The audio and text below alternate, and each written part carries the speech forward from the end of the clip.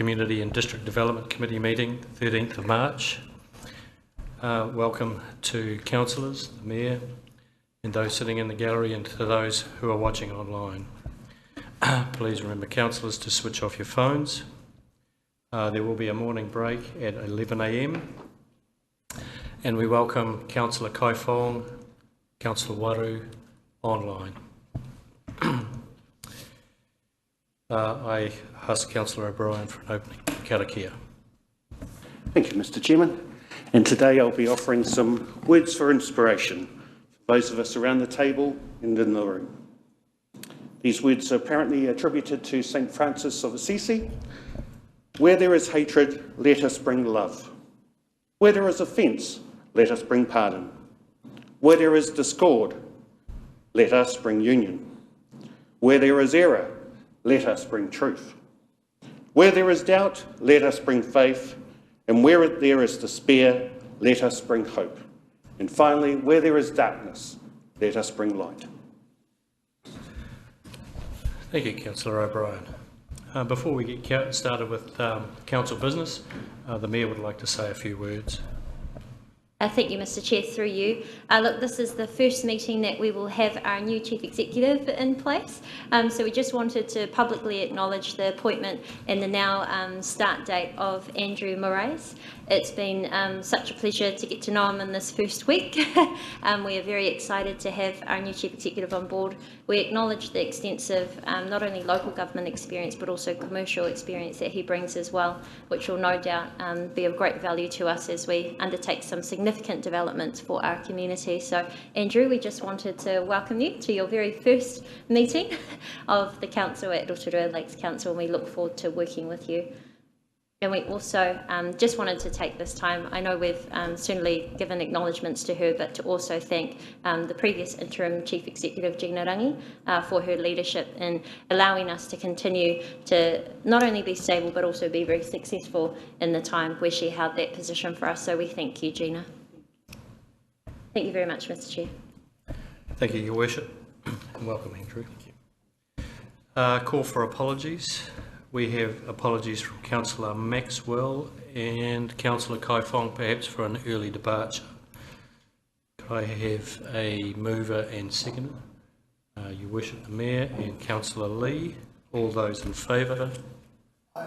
Aye. That is carried. Declarations of interest. Any declarations of interest today? There being none. Urgent items not on the agenda. Councillor Lee. Thank you, Mr. Chair. In the last couple of days, my Facebook account has lit up like a Christmas tree over an event happening in the library, I believe next Thursday, which is Rainbow Story Time.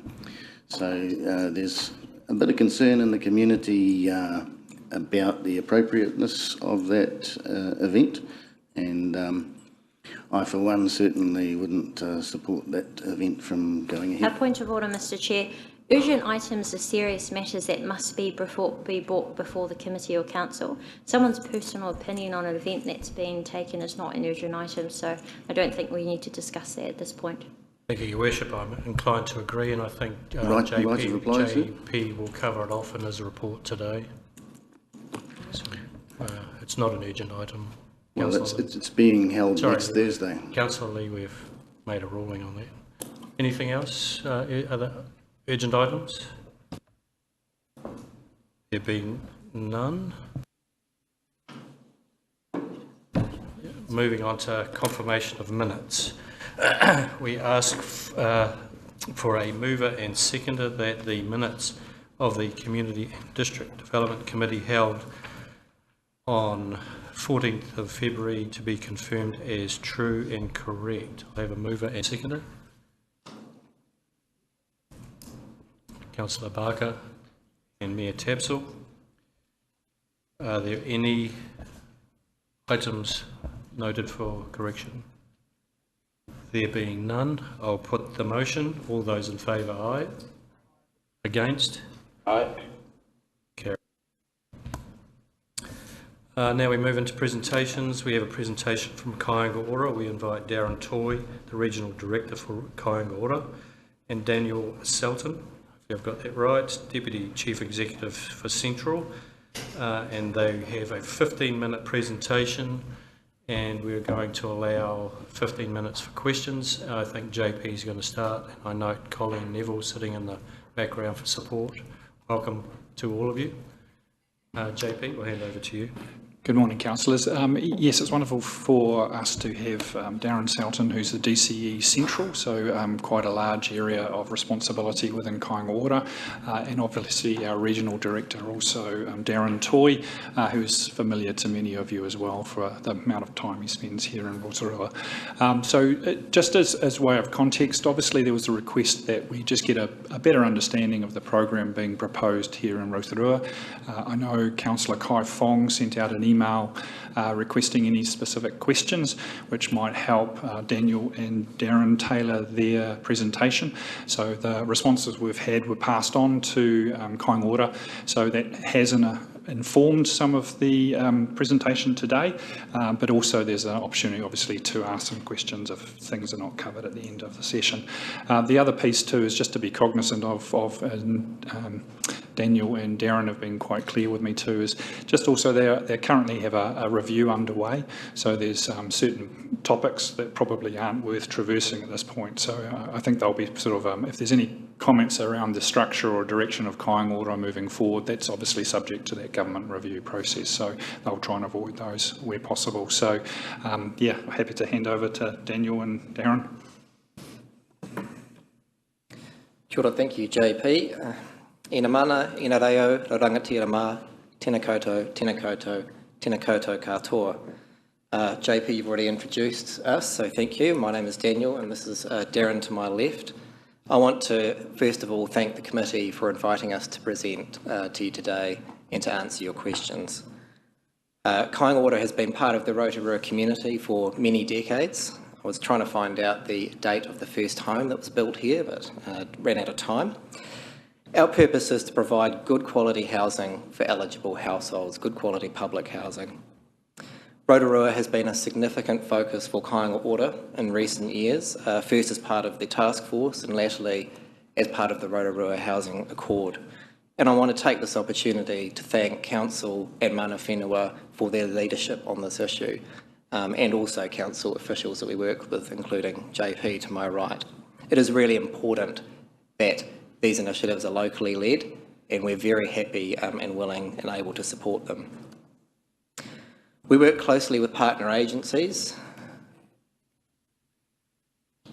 to complete our mahi, in particular the Ministry of Housing and Urban Development, who developed the public housing plan. It's this plan that determines where we build homes and how many homes are in each community. And it's there to meet the needs of local constituents, local members who cannot afford and struggle to maintain housing, affordable housing in the private market. I'd note that Rotorua has historically had relatively low levels of public housing as a proportion of its total housing stock when we compare it to the national average. So it's around 2.5% of your total housing stock, whereas nationally we're closer to 4%. So the large build program that you're seeing underway right here in your community now is helping this community catch up to where other places are. I'd also just like to take this opportunity to clarify that Kāinga Ora does not provide emergency housing. We obviously work very closely with MSD, who operate the housing register, to ensure that we are placing people in dire need of housing, and in Rotorua that is largely people who have spent time in emergency housing. No one wants to see people spending long periods of time in motels. It's not a great place for kids to grow up or for people to live. So our teams are working very closely to ensure we prioritise those who are living in motels.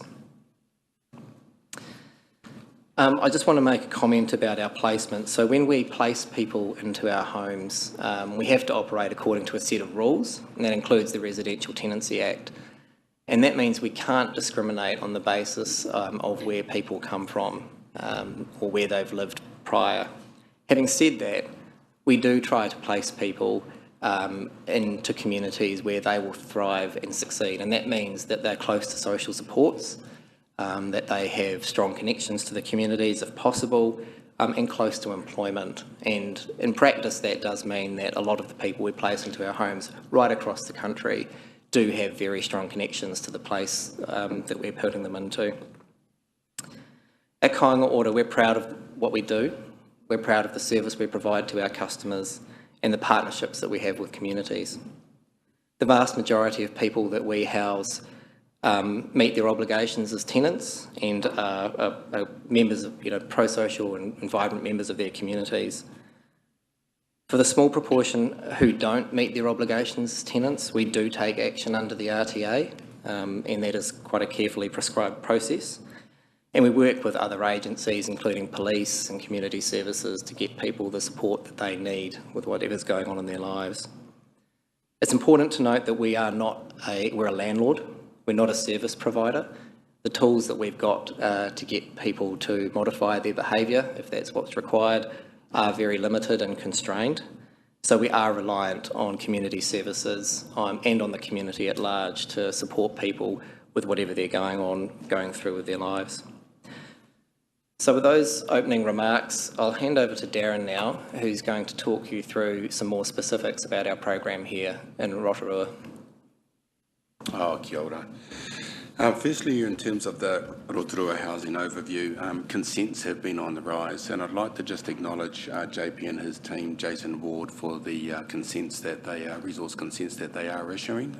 We have inundated them with consents for Rotorua, and they are doing a great job in terms of coming out the other end. Record levels of construction for us across Rotorua in the 24-25 year. We're looking at investing $240 million into the construction sector, building homes here. And we are targeting locals, local subcontractors, local builders, local suppliers for that investment. However, population and demand is on the increase. There's approximately 950 households on the MSD register. 250 of those households are still in emergency housing. So the demand is still there and the need for housing is still very much evident. Our portfolio, we currently have around 900 homes here in Rotorua, 784 what we would call state homes available for those that are on the housing register to tenant, and 95 transitional homes and 17 community group housing. The average age of our homes is 39 years, which actually means that we've got to retrofit a large number of homes also to bring them up to today's code and today's standard. So we've built 130 new homes since June 2022, and that's been increasing, and that program going very much strong. And I think you'll start to see the results of that with the decrease of people living in motels, moving into those new warm, dry homes. Our pipeline through to June 2025 is approximately 500 additional homes. I've got to point out that that is a gross number. So at best, the net number is around 332. So of those 500 homes that we'll build, we have to demolish some existing homes to be able to replace them. So even though we're building 500 homes, that's not the net number that Rotorua is getting. And I think it's an important number to understand, because you might look at the 500 and go, great, we're going great guns. If you look at 332 and the 250 on the register, it's not, in motels, it's not that different. Interestingly enough, across Rotorua, it's about 50-50 us buying from developers and us redeveloping our land at the moment. So we're also helping the local economy and the local builders stay afloat in this tough economic time. So we've got 149 homes that we're buying from developers out of the market, which if we weren't there, their businesses would be struggling in Rotorua like in other places. And we've got around 183 redevelopments going on at the moment, and the rest of them are in feasibility and working through that whole planning stage.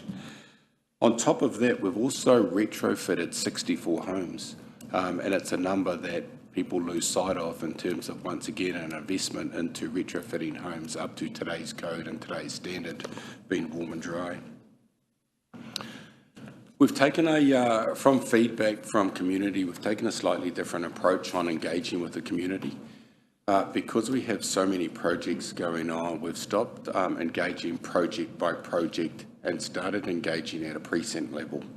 And so Rotorua Central, Western, Eastern, and it's interesting that we've also introduced a website, Social Pinpoint, where all our developments are advertised on. We have had 6,000 views on that site and 1,882 unique users. So we've seen a significant decrease in the number of people attending, engaging with community, and a significant increase of numbers using the website at their own leisure and at their own time. So that's been quite a big shift for us in terms of engaging with the community. Placing people into homes, around 150 Rotorua homes tenanted since July 2022. Most have come from motels or other temporary housing. Family groups have been prioritised. So families with children have been prioritised, and we've worked really closely with Te Pōkapu in terms of my team are in contact with Te Pōkapu daily in terms of prioritising the next person into the next available home. So the myth of us bringing people outside of Rotorua into Rotorua to house is just simply not true, because we work with Te Pōkapu to make sure that we're housing appropriately people out of motels where possible into the homes that we've got becoming available. As Daniel pointed out, it is based on highest need, and Te Pōkapu help us prioritise that need. There is a new Priority 1 category coming, most probably implemented April sometime, which is families with children living in motels for 12 weeks or longer. Currently in non-contracted motels, we have about 9. In contracted motels, that is contracted with HUD and got support, around 200. So we still have around 210 odd whānau that we need urgently out of motels to ensure that those children are living well in homes appropriate. So we've already been prioritising placing whānau and groups from emergency housing and transitional housing into our homes. We didn't need a Priority 1 to do that, and we will continue to do that. In terms of supporting our customers to live well in their homes, we take a strength-based approach, and we support and guide our customers, because simply kicking them out on the streets leaves them nowhere to go. And so that's very much a last resort for us, and we would rather that they change their behaviour and live well in the communities as a community member, as opposed to simply throwing them out onto the street. We maintain in-depth knowledge about all the local services and constantly are connecting our tenants to the appropriate services that they might need, even though we can't control sometimes they don't take up those services. But we do ensure that we are connecting them with the services, and we have very strong partnerships with all of those services here in Rotorua. You will see from this space that we've got 38 households out of the 900 that are causing us a bit of grief. 38 households that we are supporting either with extra support, extra services, or have issued them with breach notices in the last 6 months. And that includes kind of disruptive behaviour, noise, pets, property care. Some of the interesting issues that we have around those 38 whānau is that we would have, for example, a complaint around a noise complaint, yet when we come to the council and ask the noise control officer if any complaints have been made, it is no, there hasn't. So we have this real difficulty in terms of lining up complaints with factual information. and we're working with those whānau to ensure that they either change their behaviour or we are issuing breach notices. So we are actively issuing breach notices in alignment with the RTA. We are driven by the Residential Tenancy Act, and we follow those processes. We can't shortcut those processes, and they're the processes we use.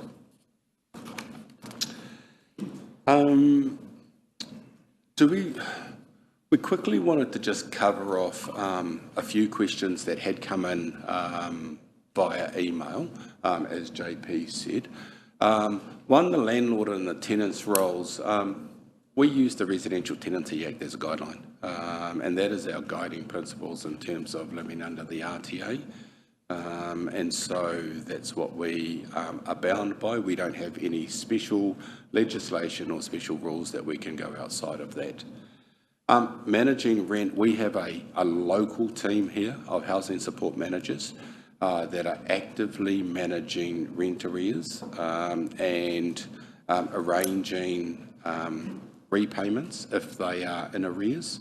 And I've got to say, in terms of the number of tenants that keep payment arrangements when we sit with them, this is the highest in the country in terms of those being kept. So it's about the local team being actively out there in the communities working with these tenants to ensure that they meet their obligations. There are a number of homes that appear empty.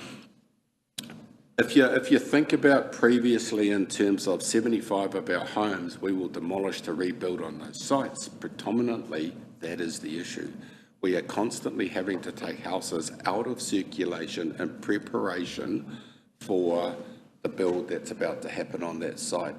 And there are all sorts of delays in terms of consenting. For example, one site we've just found asbestos on, and that's pushed us back 4 weeks while we've cleared the site of asbestos and to get approval in terms of to move on. So there's all sorts of delays in that. Currently, in terms of available homes in Rotorua, we only have 12 vacant. 12. Of those 12, they are all being accounted for in terms of families going into those homes. It is just a timing issue in terms of being able to, if you're shifting somebody out of a motel into a home, they actually have to go with furniture. They have to go with support from MSD, with furniture, with beds, with whiteware and all those things. And there is a delay in terms of making sure that we line those things up. So I would have said that the number of vacants that we have here are either aligned to the very big build program that you've got going on, or there is a timing delay in terms of getting families into those homes. Urban design and green space. It's really interesting in terms of we get lots of questions around green space on our sites. Yet, like everybody else, we pay contributions to council around reserves. And so for us, it's working with the council and being actively partners in terms of what that might look like in terms of your reserves and the contributions that we make to those reserves and what we can also do for our sites. We do have a community assessment tool, space tool, which is any sites that we build with 20 homes or more, we go through an individual community assessment, space assessment, and ensure that there is some form of community space on site for those whānau living on that site. And building homes in other areas, I think it's really difficult to compare Rotorua with Western Bay of Plenty or with Tauranga. And to be honest, in Tauranga, we are the smallest public homes landlord. In the previous national government, 1,200 of our properties were transferred across to accessible properties. They are the majority landowner in terms of public homes, and we are a very small owner. So in terms of the number of builds in each of those places is unique to that place based on need, based on the register, based on what's possible. I'm sure we are happy to answer any questions. Thank you, gentlemen. Appreciate your presentation. A question from me. You've got 500 houses underway, 350 net thereabouts. You've got 210 families thereabouts in emergency housing, which will become a priority. When do you expect to see those houses complete and those families out of emergency housing? Yeah, that program is through to June 2025. So there is a steady stream of numbers coming on board from today really on through to June 2025. Thank you. Councillor Lee. Thank you, Mr. Chair, and welcome to our chamber, Darren. I think we first met at Glenholme in a Saving Glenholme meeting. There are 400 angry people from Glenholme concerned about their neighbourhood. Very quick question. The issue at that time was 56 Devon Street. What's happening with that right now? 56 Devon Street is in construction. We are building 3 single-storey, 2-bedroom units on that site. The construction has been slightly delayed because during the initial stages we found asbestos on the site and have followed the protocols in terms of removing that asbestos. It is removed and we're now just seeking approval from the authority to continue. Okay, thank you. I'm sure they'll be pleased with 3 single-storey dwellings as compared to 3 stories high, which was initially a concern. What percentage of Kāinga Ora homes are being built in Rotorua compared to the rest of the Bay of Plenty? Explain. Councillor, I think that was explained in the presentation. Yes, It's so difficult to assess. well, Do you have a response? Well, I mean, it's a factual question, so we can give you a factual response, but to Darren's point earlier, each location has its own needs and challenges and constraints. We aren't the majority landowner in Tauranga, which would be the other large sort of urban area within the Bay catchment. And there has been a priority placed on Rotorua by government as a result of the increase in emergency housing usage. So we have put a lot of focus into Rotorua to get the housing supply up. As Darren mentioned, and maybe JP could jump in around some of the demand statistics. The population here has grown and you need more houses. Yeah, Daniel, and I think it goes to probably the starting point where Daniel started, which is we've had below average number of public homes in our community as well. So there's just lifting us towards the national average is quite important. One of the things I've been here before talking to you about is the composition of our community is also, yes, we have the expression of that in the numbers of people in community in emergency housing. But if you go back to those statistics around Rotorua's population being approximately 1.5% of New Zealand's population, you start picking out some of the drivers for why we need more public homes here, at least to the average. We've got 2.5% of New Zealand's beneficiaries. We've got 2.4% of New Zealand's accommodation supplements being paid here. We've got 3.3% of New Zealand's housing register here. So there's these things that say, look, we're approaching an average number of homes, but actually when you start looking at the composition of our community because of higher unemployment and socioeconomic positioning, you can see some of the drivers of why our housing register is so high and why we've got so many people in emergency housing. okay. I'm not sure if you have seen an article that came out in Stuff yesterday with the latest QV valuations from around the country. It's an article entitled, Here's Where House Prices Dropped at Year's Start. It's an article by Susan Edwards. It says that on a national level, house prices are higher year on year for the first time since August 2022. Rotorua had the biggest drop of the quarter. Queenstown continues to power on. In Rotorua, house prices were down 6.3% over 3 months. Is Kāinga Ora's work here in Rotorua and the building of all of these houses, is this skewing the Rotorua housing market? We had a discussion on this yesterday. Our house prices to continue on a yearly basis to increase, and they have exceeded national averages for the last few years.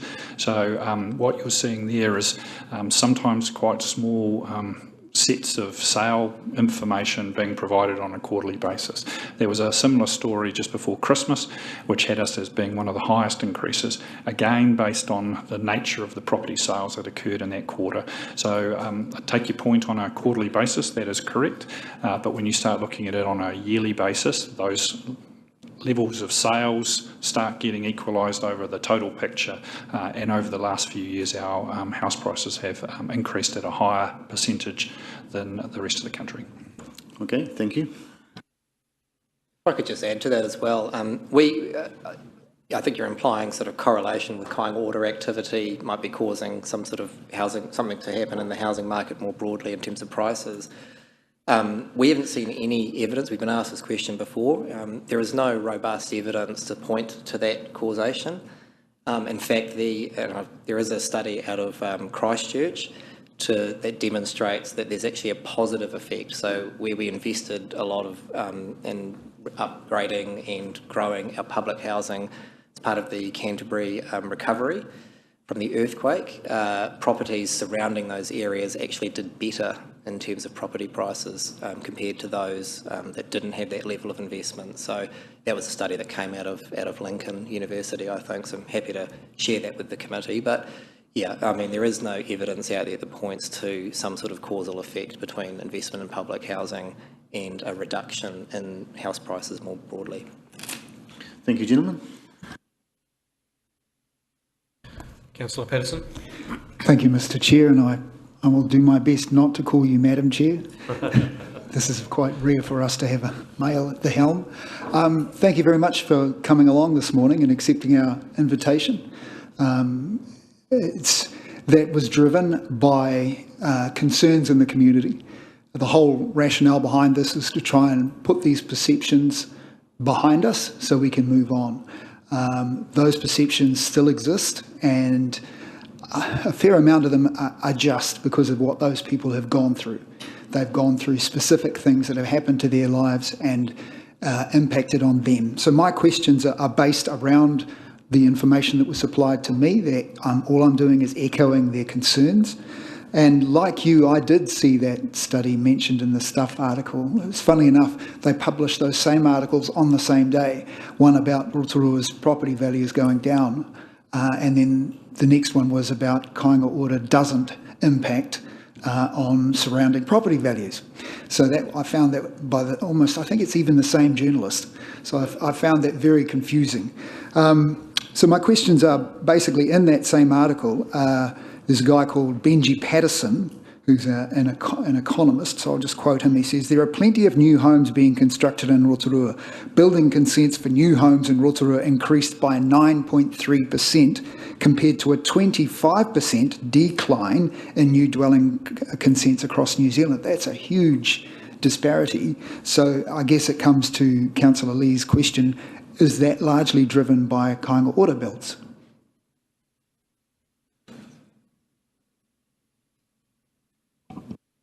Darren can add his share. There's two parts of it. So I think if you look at our consent numbers, and I've reported to the committee previously, approximately half of our consents coming through are from government-assisted house builds. So there's two parts to that. There is Kāinga Ora, and there's also the consenting that's been supported through from HUD, providing assistance to particularly iwi trusts to build additional housing as well. So those two parts contribute to approximately half of our consenting numbers currently, with a finite time frame, which has actually had us buck the national trend. Right. So this is where the perception, I guess you could say, comes into it, that people think that the only building that's going on here is community housing. Now, I have no issue with that. I'm just echoing their concerns that they are worried that we are being turned into, to use the terms that have been bandied about, the social housing capital of New Zealand, which is unfair, but that's a perception, and it's very hard for us to move ahead after coming out of what happened during COVID, rebuild our reputation as a tourism destination with that hanging over us. And that's not all driven by locals either. That's people who are choosing not to buy or move to Rotorua because they're afraid of that. So we need to overcome that concern. And then just looking ahead, I know you've stated that we are aiming for 500 extra homes by 2025, with the net value being 332. So the IAF agreement that we have as partnership with Kaingaora Council and developers who are unknown says by 2029 we're looking at 2,652 deliveries of houses in Rotorua. So what percentage of that would be attributed to KO? At this stage, our build program is committed through to middle of June 2025. We don't have any further commitments after that until such time as the independent review is completed and we get our new mandate and direction. So I can't comment in terms of post middle of 2025 in terms of what the intentions are. Great, thank you very much. Councillor O'Brien. Thank you, Mr. Chairman. Through the Chair. Thank you, gentlemen, for coming along today and accepting our invitation. Could I ask you, could I just start on the comment about robust evidence? What evidence we have about social housing in general, sorry with that term, I hope that's okay, affecting Rotorua, because what actual searches have you done for that evidence yourselves? Forgive me, Darren, are you still living in Tauranga? Yes. And sorry, whereabouts do you live, sir? Lower Hutt. Thank you. Proud So the robust evidence we would have is we live here.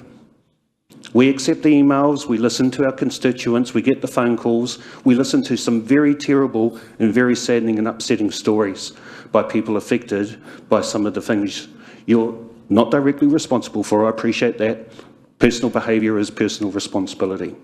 So when you say, well, there's no robust, I'd be more than happy to get an organised meeting with real estate people from this town and rental agencies to sit down and talk you through evidence. Now, I hope that would be robust enough for you. So if you'd ever be keen enough for that, please let me know and we can organise that. So for your evidence base. Could I ask how many evictions have occurred in your houses in Rotorua over the last 2 years? Get that for Rotorua?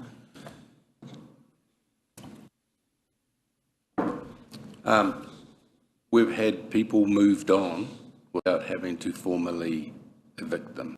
So it depends on kind of, you know, in the pure definition of eviction, forced eviction, 0, but we have had some moved on after discussions with them that they have seen the light that the best place for them is not the place that they're living in. So sorry, so just to clarify that, so that's moving from one KO property to another one? A combination of into other KO properties and into other places, non-KO properties. Right. Do you have any numbers on that? I can get you the numbers, but I don't have them here with me. I'd be surprised. I would have thought you might have brought those with me, anticipating this question, because I know how smart you are, but that's okay. Finally, could I just ask, regarding noise complaints, fair point that you raise up because you need evidence to take action, I get that. But could I ask JP, if we get a noise complaint about loud singing and alcohol involved or a party where there's no music going, what are our powers there? If there's no stereo or something for us to seize, what can we do? Again, we might attend and they would take the sound ratings, might speak to the owners of the property about the infrequency of the noise levels exceeding or causing distress to neighbours, but probably wouldn't in this state have any grounds to issue a notice. If it's an argument or large screaming, shouting, fighting, what would we do? We can't seize anything, so what's the action? Again, Councillor Ware, we would have recorded a complaint coming in. So again, triangulating information is one of the issues that we're obviously not collecting. So if people are having problems with neighbours, they're not calling us as frequently as potentially they should. The second part was if we attended and there was arguments, our officers who are there to do noise control would probably retreat and potentially call the police. Correct. So, sorry, gentlemen, my point is, if no action's going to come of it, why would I waste my time phoning? Now, I would, because I appreciate you need that evidentiary background to take action. But if you're many of our people who have sort of become a bit blasé and become a little bit numb to the screaming, the fighting, the unsocial and unacceptable behaviour in any other area. So I would just bear in mind, yes, I appreciate you do need some evidentiary background, but you may also need to check on your processes, because if there's no point in me doing it, a lot of people would just not bother. If there's no actual change to behaviour, people eventually feel, I'm not going to bother phoning and recording it. Thank you very much. Thank you, Mr. Chairman. Councillor Wang, and then Worship the Mayor. Thank you, Mr. Chair. Thank you, Darren and Daniel, for presenting today, and really appreciate some of the numbers in your presentation. My question was just around, you said in the roughly 500 or so homes in the pipeline, around just over 100 and something were the renewals of the existing stock. What's the average age, would you say, of the existing stock? So the average age of the entire portfolio here is around 39 years. 39. Yeah. The average age of those that are retrofitted is higher because we want to bring them up to today's code, today's standard. Thanks for that. And so, knowing, I guess, some of those homes are quite dated and I would say in pretty poor condition. Has there been any exploration of working with council, like a partnership, and while you're doing these renewals, in increasing the surrounding public amenities to really lift that community, that neighbourhood up? Yeah, so we're constantly having those conversations with council and specifically with JP and his team in terms of a clear sight of our build program and kind of what that means in terms of the possibilities of amenities and upgrades around that. Just to add what Darren said, just have to remember that we get paid as a market rent. That's our source of funding, and we do as much as we can, including upgrading homes when we're doing a development, investing in the urban design, the aesthetics, but we are not funded to do significant amounts of public realm investment, and that is where we really do rely on partnerships with councils and others who can bring that kind of funding and mandate to the table. So I think the key word there for me was partnership. We're always open for those conversations, but there is a limit to what we can do by ourselves. And probably just adding to that, and it's one of the misinformation pieces that had circulated that I'd seen. Kaingaora pays rates. They pay financial contributions and they pay development contributions on the developments of their properties. And there was a period a few years ago where when the clean air requirements came in, that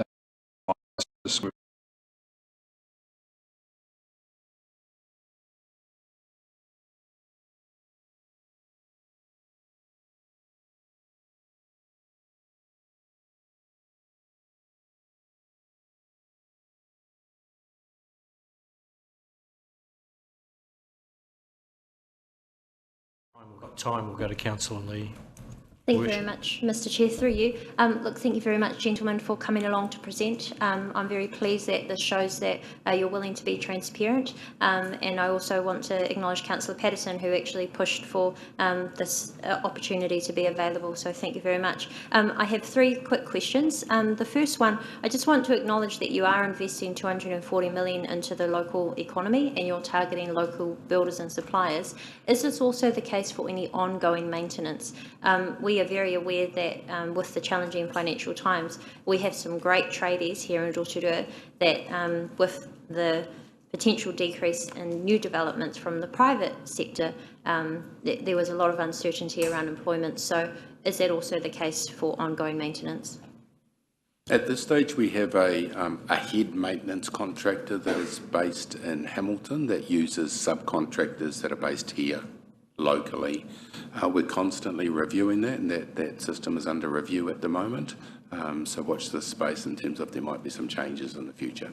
Yeah, thank you very much. And I know certainly we would like to see as much as possible that local contractors, local people are used and are benefiting from that investment. My next question, you mentioned that we have around 950 households on the MSD register, of which 250 are still on emergency housing around about. That really is a reflection that our housing is increasingly unaffordable. So if we look at the underlying causes here of all of these issues, the key issue is housing affordability.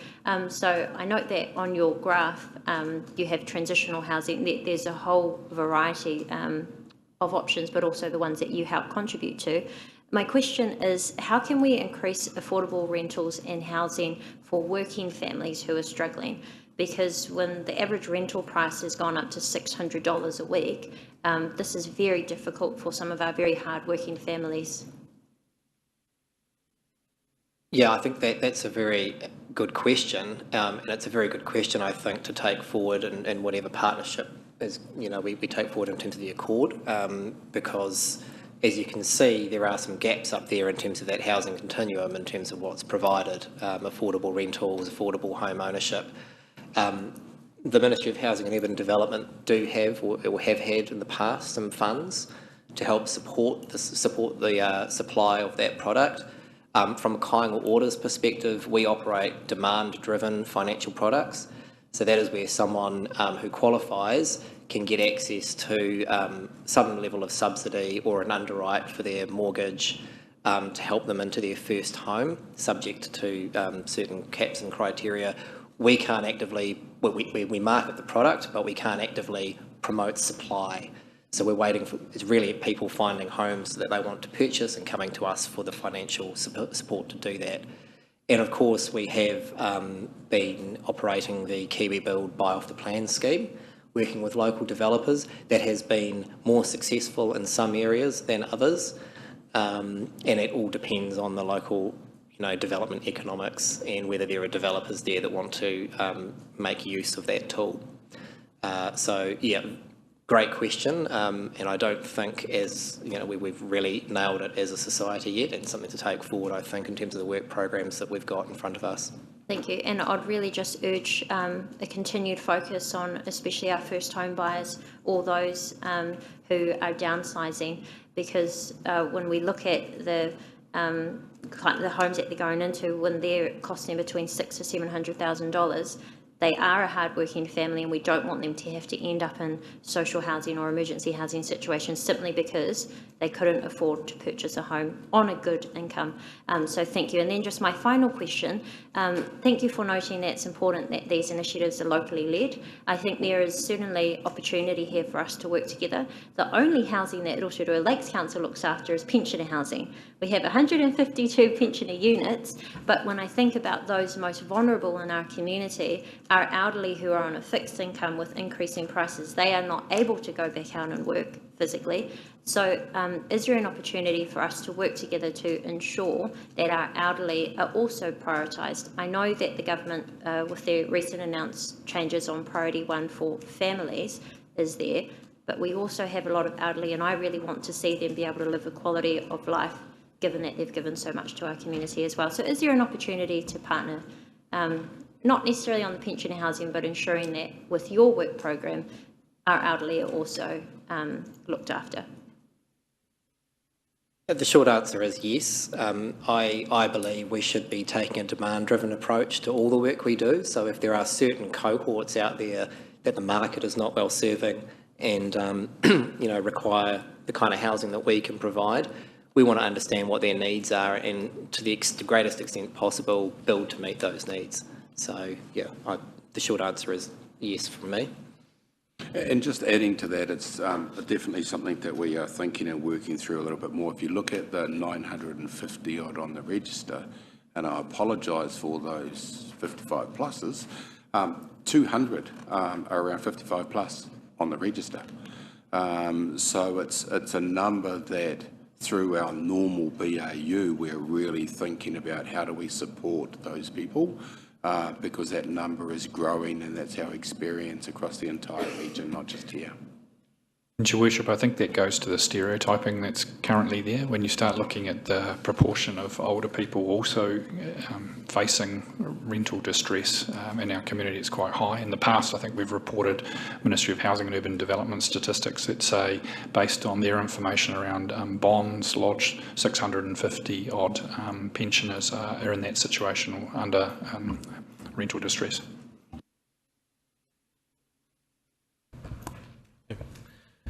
Councillor O'Brien, quickly please. Thank you, Mr. Chairman, and thank you for your leniency. Gentlemen, could I just ask, could you explain to the people of Rotorua, you own very large substantial land blocks, say in places like Fordlands, to parts of Western Heights, Ofodder. Can you explain how did it make sense for us to be buying more property when we have a lot of this older stock, which you've acknowledged, on, say, sections, the old quarter-acre sections from the 50s and 60s? So how did it make more sense to go out and buy land rather than utilise the land we already have?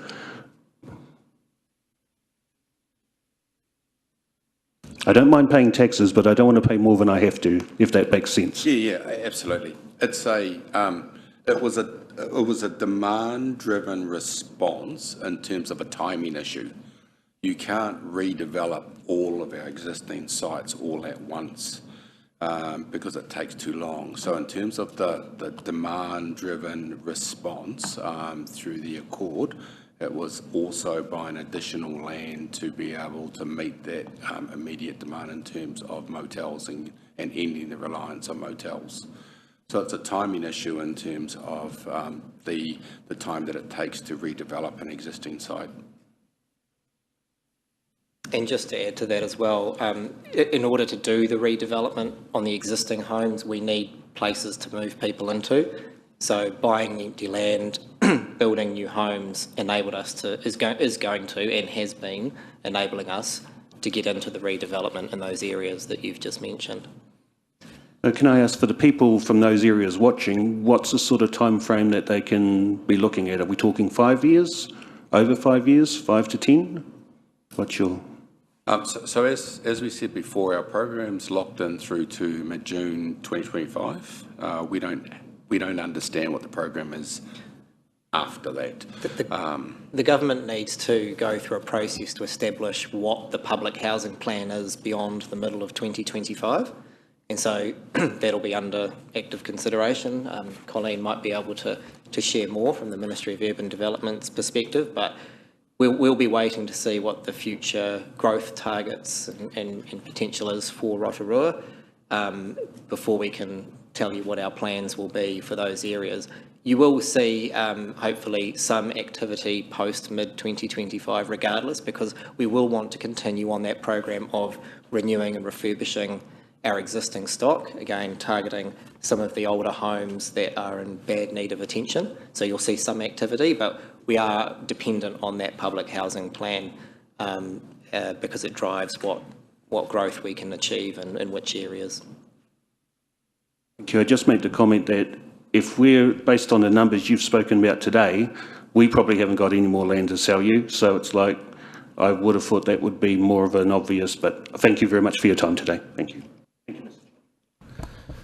Thank you, Councillor. Councillor Lee, one quick one, please. Thank you, Mr. Chair, for your indulgence. Going back to Glenholme, I've heard that Kainga Ora have been buying up lots of properties, like 70 odd properties in Glenholme. Is that correct? Can't comment, but I'm not sure we have, but I can go and look at that and come back to you. Okay, thank you very much, and thank you, Chair. Thank you, Councillor Lee. Thank you, gentlemen. Appreciate your time today. I think it's been very informative. I am personally looking forward to the review that's underway, and that should be any day now, hopefully. So we might be having a different discussion in the near future. But thank you, gentlemen. Thank you, JP. Moving on, you're sitting in the hot seat, are you?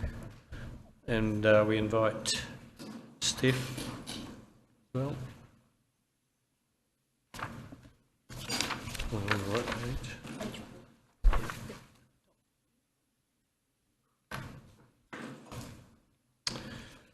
So I'm asking for a move. Oh, first of all, welcome Steph and JP. We're talking about the Barnard Road Reserve revocation, and I'm looking for a mover and seconder that the report deliberations proposed reserve revocation of 10 Barnard Road be received.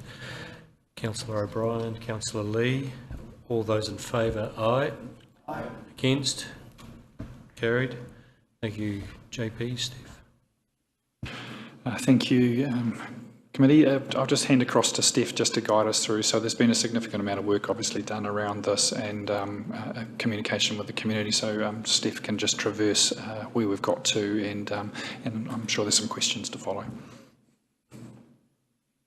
Morena councillors, and through you, Chairman. So the purpose of this report today is the land at 10 Barnard Road, which is the purple square on the map in front of you. Apologies, it's actually not as easy to see as I thought. This is council-owned land. It is classified as road reserve subject to the Reserves Act and has been held by council since the 1950s for the specific purpose of providing vehicle access into the land, adjoining land to the north, which is now owned by Somerset Retirement Villages. Somerset have requested to use that land with their preference being to purchase it to provide an additional vehicle access into their site, as they're proposing to develop a 260 unit retirement village, including hospital care, which is currently going through a fast track consent process. So council considered this in September and made a decision to progress a reserve revocation process, which is required to dispose of the land to them. That includes public consultation. The consultation process was undertaken in January. That included using all of council's normal communication channels, and we also did a specific letter drop to all of the residents in Barnard Road and adjoining streets. We received 12 submissions, 8 in support, 4 against. You have the full catalogue of submissions in your report, including a summary of submissions. Under the Reserves Act, council as the reserve administering body is required to consider objections. The Act does specifically refer to objections and make a decision to accept those objections or not and the reasons for that decision. Some of the submissions in support of the proposal did raise some concerns, so we have provided you with a full assessment of submissions to consider on this basis. The only other point that I will make before handing over to questions is I know this that there were some points raised around the costs for this process and whether the sale would proceed should Somerset not progress. So we have drafted in some additional wording around a recommendation that can be included if councillors want to progress that. Happy to answer any questions. Councillor Lee. Thank you, Mr. Chair. Okay. Just like to ask you a couple of questions based on the submissions that we've received. There's apparently an iconic 60 to 80-year-old redwood tree that is much loved by the locals. Is that able to be preserved, or what's the plans for that? We have had a specific conversation with Somerset about that, and our council's arborist has been out to inspect the tree. It is in very good health, and there are some options to that they could have put in place to retain the tree. So they have made a commitment to do everything they can to do that and have requested specifically for that advice from the arborist. But they cannot make a commitment at this point. Could they make a commitment if we deferred the decision for a month? I think it is more an engineering question around the ability to construct the road. There will need to be some further assessments of my understanding, and I'm definitely not an arborist or a roading engineer, but further assessments around how far the root system has progressed underneath that land, and I guess the feasibility of putting in place measures to protect those root systems. Be helpful for us to have that kind of feedback, I suppose. On another issue, the access is to be solely for emergency services and deliveries, as stated in the proposal. The FIPS submission asks whether residents would have a guarantee that the usage criteria of the access will stay as solely for that purpose. It's not going to be a main thoroughfare, I think, is the nature of the concern. The road will be used for emergency vehicles. Some deliveries, though, the majority of them are likely to be required to use the main access, but will also be used for residents exiting the site to travel northbound towards Nongataha or Auckland. We potentially could look at some way of requiring that that's the only use, potentially through a resource consent process. We'd have to look into that further. JP, do you have? I suppose, Council, philosophically, there's just a question here about providing the opportunity of, if we choose to exit the piece of land, the more fetters we place on it, the less we're likely to receive in the way of funding or, price for the property. The other piece too, which is an important part of the egress, is safety. So one of the things that Somerset has raised, and Steph just touched on it, was northbound traffic. So potentially there is either a right turn safety issue coming out of the Somerset development, or subsequent safety issues as people turn left out of Somerset with the intention of going north, and we end up with Barnard being used as a U-turn street to actually get back and facing the right direction to go north, if you know what I mean. So actually the sort of the traffic management perspective here, it was a view that it was an important entry exit for safety back out onto the state highway. Sorry, just to add to that, and for clarity, the main vehicle access onto the state highway will be left turn only. So cars wanting to travel northbound will need to turn left out of that out of the development and find a way to turn around and then subsequently go north. Okay, thank you. Councillor O'Brien and then Councillor Kaifong online. Thank you, Mr. Chairman. Through the Chair. Thank you, Steph. Thank you, JP. And could I both acknowledge and thank you both for the questions that I've had since this first came up, how helpful you've both been. Could I just ask, the money from the sale, assuming that we go ahead, where does that money go, please? As per the requirements of the Reserve Act, it will need to be used for the redevelopment of or purchase of additional open space. Thank you. Would there be an opportunity to make a donation or, ring-fence a part of the money towards the Rosewood Reserve so that locals that are going to be taking some, effect could also have some form of benefit? Yes, I think that would be fine. Thank you. Could I also ask, do you see that this would impact, and one of the concerns from the submissions was traffic coming out of there. So forgive me, can I just clarify on what was said to Councillor Lee? So is it for emergency vehicles only, or is it for more than that? And sorry, forgive me, is it also one way only, like vehicles leaving the vicinity?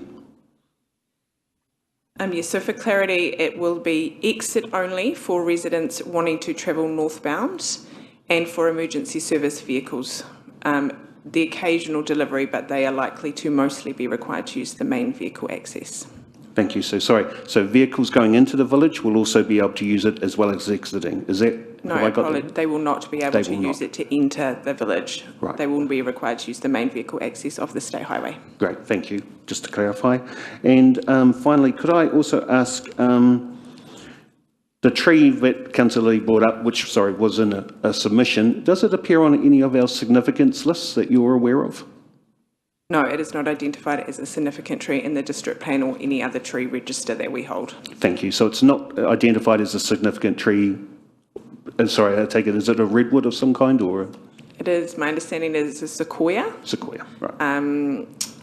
And no, it is not considered significant, I guess, in terms of that tree significance policy. Thank you. So before we go to Councillor Kaifong, can we just clarify that the issues that are being raised around the tree and the traffic are dealt with in the resource consent process? We're just talking about the revocation. Can you clarify that for me? The vehicle access is dealt with as part of the resource consent process, yes. The tree is not subject to the resource consent process. That is just a matter of I guess, as part of the revocation, but it would be very difficult for us to put any legal requirement requiring them to retain the tree. But the traffic is covered with the resource consent process. Correct. Thank you. Councillor Kai Fong online. Yes, thank you, Chair. Questions that I had were just in relation to paragraph 7.1 of the report, which referred to the fact that sale would be met from operational costs from council, whereas given that this is to aid a private developer, that should the developer not have those costs rather than the general ratepayer? So we can require that, and we have drafted some wording for a recommendation on that basis that you can choose to include if you want to. And my second question was just around recommendation 5, which was that we agree to sell the surplus land to Somerset Retirement Village. However, I'd like to suggest that that should also be conditional upon the fact that the sale is only conditional on if Somerset actually proceeds with the development and then meets those costs as well. So I think you said you had some suggested wording that would be appropriate to cover off those two aspects. Through you, Mr. Chair, yeah, I think we exchanged some emails around this from the other side of the world, and we would have included those requirements within the sale and purchase, but to be really clear and make sure the resolutions stand very clearly on their own, we had identified some potential wording changes. So I don't know if Gamati can sort of pull those up, which hopefully will satisfy the concerns raised by Councillor Kai Fong. Thank you, Chair. Thank you, Chair. Councillor Patterson. Thank you, Mr. Chair. Thank you for your report. Just echoing again Councillor Lee and Councillor O'Brien's concerns about the egress and access to the site. Some of the other comments that were made from the submitters were around the construction of the retirement village and hospital. That's likely to take place over a fairly substantial amount of time with 200 and something dwellings plus the hospital. So their concerns were, is that going to be used as an exit point for trucks and graders and all that sort of stuff?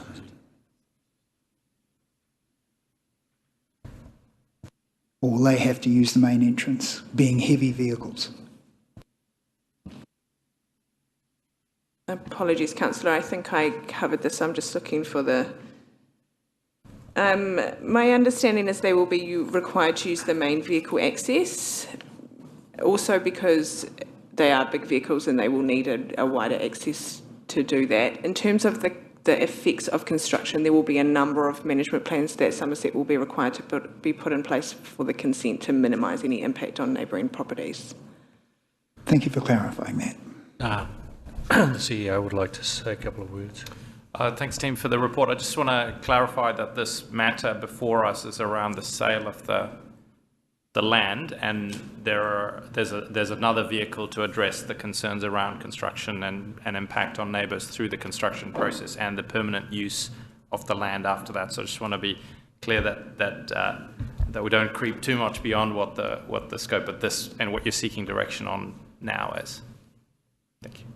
Probably just reinforcing the CE's point that the more you constrain this conversation, the more of an effect you potentially create for that resource consent process, where some of the wider effects can or can't be mitigated to actually cause problems for the Somerset consent process. Councillor O'Brien. Thank you, Mr. Chairman. Thank you both again. Sorry, could I just ask, to follow up on Councillor Patterson's point, again, a concern raised in the submissions, would we be able to time the actual transfer of the property over to Somerset towards the end of the project, just to alleviate those residents that have a concern that it may be used? Or do we have to just take on board and hope for the best that we trust them? Thank you. Councillor, I would make a comment there that you could, but you create additional problems for the developer.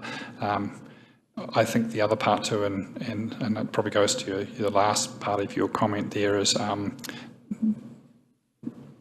there is a process to for them to get consents and to have conditions imposed on those consents to minimise the effects, and also while they're actually undertaking the development work to minimise the effects.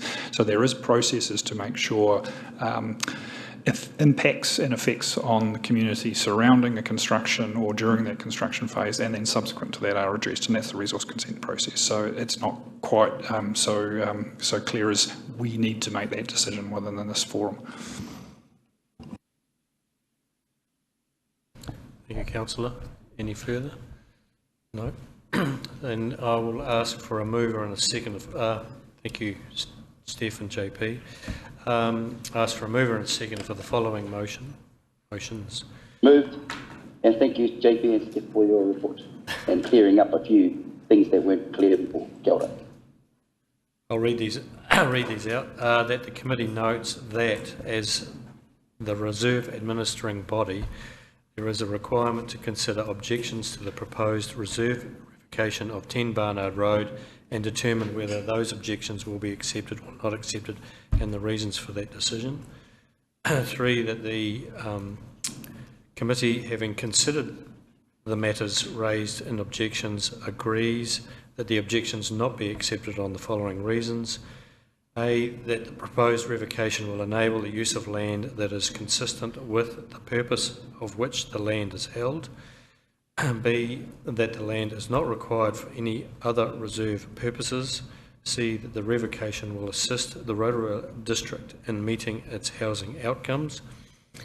Further, that the committee approves the revocation of the road reserve of the council owned land at 10 Barnard Road, being lot 16 DPS 1375 pursuant to section 24 of the Reserves Act 1977, and that the committee agrees to the subject to the Department of Conservation ratifying the revocation that the land be declared surplus and disposed of to Somerset Villages Limited in accordance with the council property disposal policy.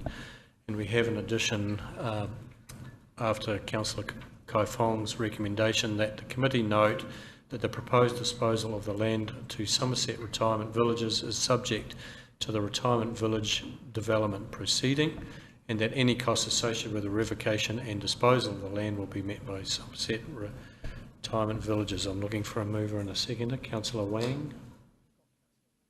And Councillor Wang to second. Councillor Wadu has moved. I now invite a round of discussion. Councillor Wadu, would you like to start? Oh, no, thank you, I'm fine. Councillor Wang.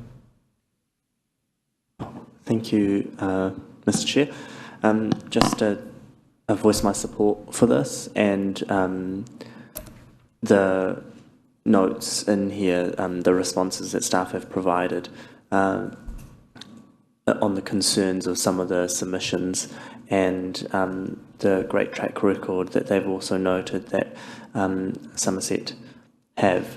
So confident in their in what they propose to undertake for this project and how they will manage those concerns, and happy to support.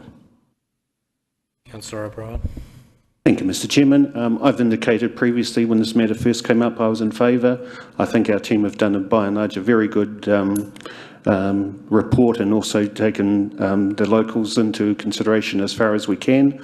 The letter that we delivered along with the map, because I do think there has been some confusion amongst some residents about the land we were actually taking, perhaps with the word reserve along with Rosewood Reserve, whatever it's called.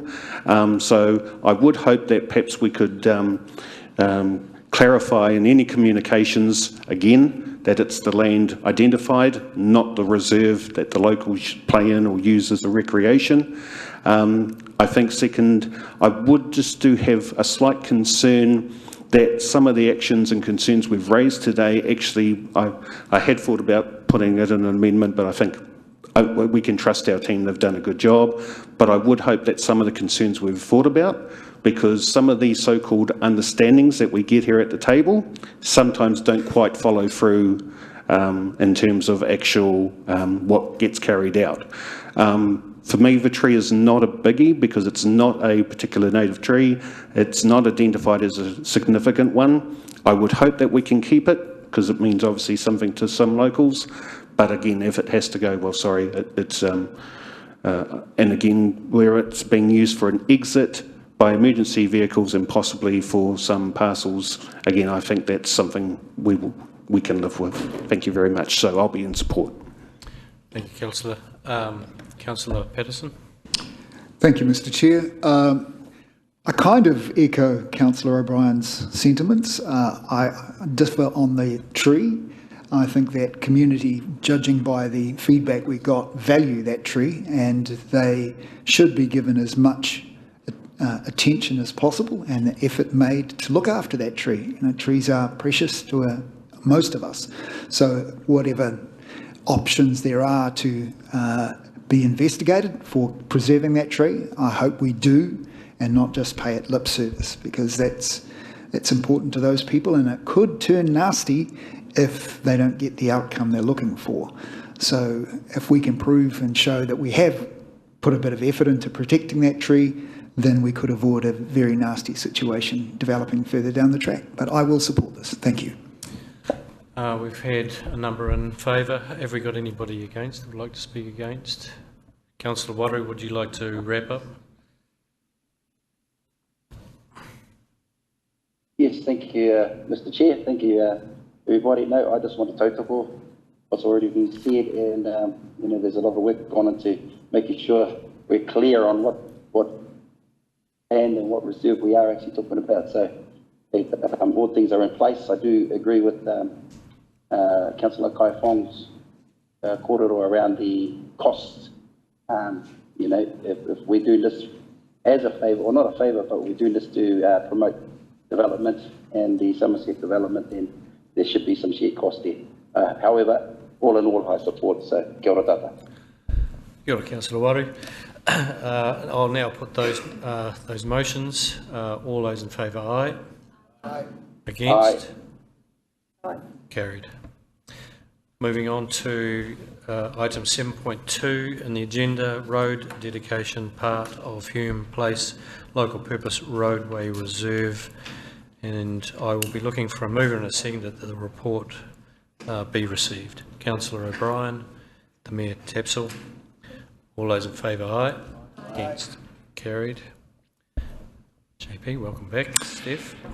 So handing quickly through to Steph, but probably the key point here is why is this one treated differently from the previous one? So I'll hand over to Steph just to guide you through this report and its recommendations. Thank you, JP, and through you, Chair. This is the second step in a process that Council first considered in May, well, the Infrastructure and Environment Committee, actually, in May last year. You can see on your map there, Lot 15 is owned by a local developer who has been granted subdivision consent for 14 lots. It is reliant on providing vehicle access over a council-owned local purpose reserve, and that is a condition of the subdivision consent that is enabled.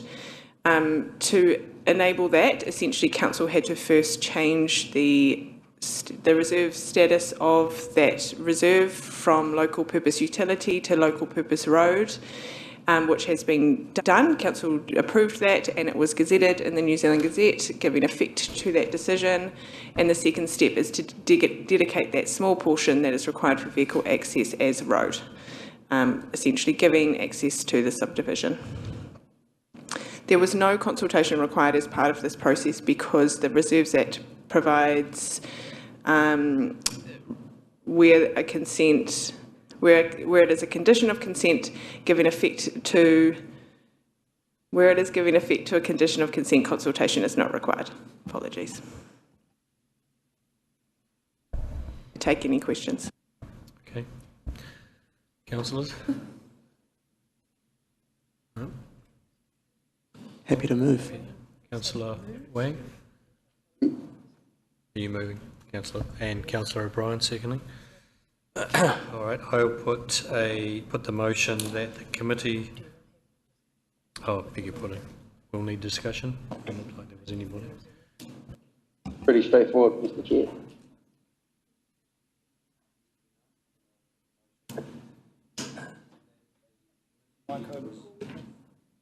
Sorry, beg your pardon, that the committee resolves to dedicate as road that part of Hume Place local purpose in brackets roadway reserve described as section 2 on SO 587215 pursuant to the section 111 brackets 1 of the Reserves Act 1977.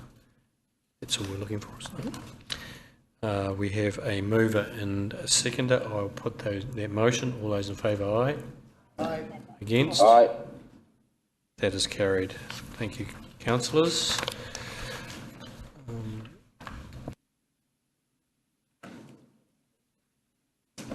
We might take 10 minutes now if that's all right with councillors. 10 minutes is okay. We'll be back here at 11 o'clock. Thank you.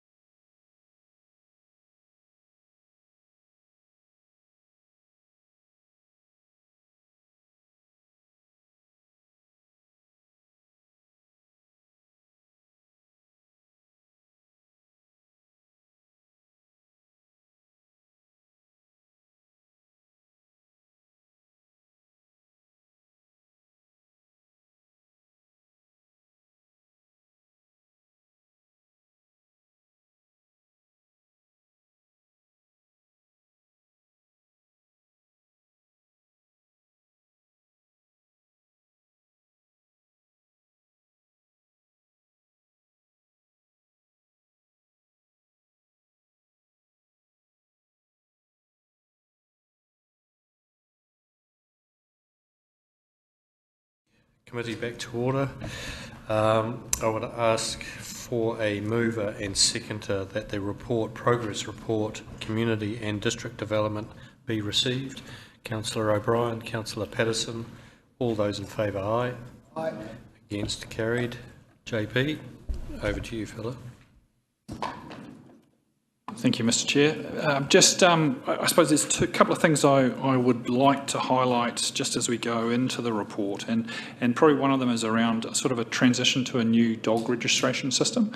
So a number of other councils, 6 in fact, have made a decision to move from the annual dog tags that are issued as part of our dog registration to a metal, so that's the plastic ones, so doing away with the plastic ones, which obviously create 8,000 to 12,000 tags that are thrown away annually and non-recyclable, to a metal tag for life of the dog. So we're going to invest in that process up front, so next year we'll be issuing the metal tags. Yeah, we've been watching what other councils have done, so there's 6 that have adopted that practice so far, and so we're certainly looking at bringing that in for the start of the next financial year. So I have more information that I'll put into the report for progress for the next for the April meeting, but I just wanted to highlight it to you because we're putting out information now more generally about what's happening with next year's registration. So I just thought I'd cover that off additionally. So apart from that, councillors, happy to answer off any questions you may have about the report. Councillor Patterson. Thank you, Mr. Chair. Thank you for your report, JP. Looking at page 23, nice big headline, begging has reduced. Exciting stuff, January 2024, and yet the Daily Post story of the 19th of February kind of brings some serious concerns to me. Begging gangs coming to town from Taupo and various other places, because Rotorua is known as easy pickings, and some people are making up to $400 a day by descending on Rotorua, and then it causes fights between the existing streeties and the usurpers. McDonald's having to close for 15 minutes until the police were arrived because of a fight between these people. I know you've mentioned a bylaw in Tauranga has been tried previously and failed. Is there an opportunity for us to at least just examine that more deeply so that it can be applicable here for our conditions? The 2 parts of that, Councillor, and probably the first part of that has started to be detailed in the report, which is we've got a strategy. We're working jointly with the police, so Waka Kotahi authorising New Zealand Police to infringe, trespass people from where they're creating a safety issue. So we've been working, focusing on the intersections to start with, and then we're moving our attention to focusing on exits onto state highways, which includes McDonald's. So my comment would be, in conjunction with the New Zealand Police, we have sufficient tools for us to continue to put the pressure on unsafe practices around intersections and access onto those state highways from key egresses. So at this point, my recommendation to you would be that we don't start investigating a bylaw. Bylaws are a substantial piece of work, and obviously also then expose us to preparation of a bylaw, public consultation, and a decision-making process. So we're generally talking 6 to 12 months to effectively work through that kind of process at a substantial cost. And knowing of the human rights issues, we would be spending a substantial amount of money to do that and try and learn from the mistakes in the framework put forward by Tauranga City. So my advice would be that we continue to progress the tools we currently have that we believe are having an impact, and will start to have an increasing impact on those critical locations you've cited.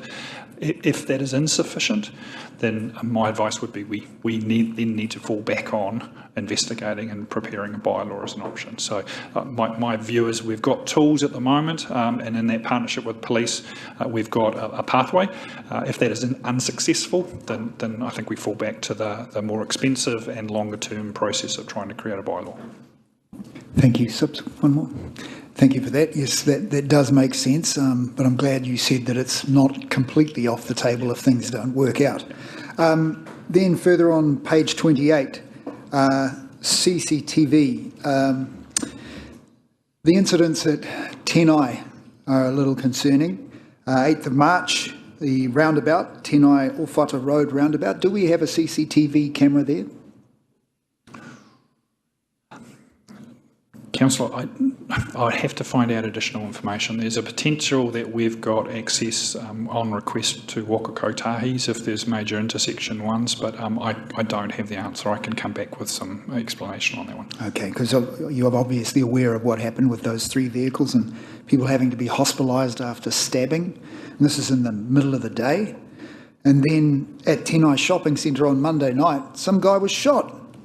I mean, you know, where are we going with this? Can we, I think I've raised it, that the people of Tenai, and it came through the Tātou Ponamu collective meetings, that has been raised that Tenai is very keen to get a CCTV camera. So if we could add that, would that be possible to be added to the list? Councillor, I think that's a very valid point. We've obviously got proposals in the LTP to expand our camera network. Now, that will be based on need or issues identified. So the current incidents that you've considered would probably, in my view, promote that site, if we don't have camera coverage there, to be one of those potential expansion points through the LTP process. Thank you for that. Councillor Barker. Thank you, Chair. On page 35, you mentioned that there's an accessibility policy which is under development, which is great news to hear. Can you just elaborate a little bit on who you've been engaging with, the stakeholders and representatives, and just sort of where you're at? Obviously, you're heading for a June deadline to pass, but just a bit more information about the stakeholders, please. Great. Councillor, I don't know who this specifically approached. My understanding there is some accessibility. There is an accessibility group that operates here in the community. We've also engaged them actually to help us with a CBD walkthrough, which just starts traversing some of the challenges of being having some sort of access challenges with our current layout of our CBD. So they've been engaged in working with one of my team members for consideration around the inner city planning. So things like drop curves, the safety around pedestrian crossings, islands, and actually it's also important for us to start informing some of our enforcement discussions around street trading, the signage that's occurring. So for some people, and I would say even on mobility scooters, we have a significant number of pinch points created by existing expansion out onto our pavements. So I can get specific as to who's been engaged to date. So we've got 2 parts here looking at specifically around the policy development. So I'll check in with who's been involved in that because that's really critical. And the second part is us looking really practically about how we're currently seeing our street trading, signage and other developments being proposed around the inner city are operating and making sure that we're making the city as accessible and as safe for everyone. That's good news. I look forward to more information. Thank you. Any further? I've got a question for you, JP, and I've only just thought about this after the end of the KO presentation, but the consented motels there that expires at the end of this year. Are we thinking about what happens then? Are we talking to government departments? And it's a very good question, Councillor. I think one of the challenges we've got is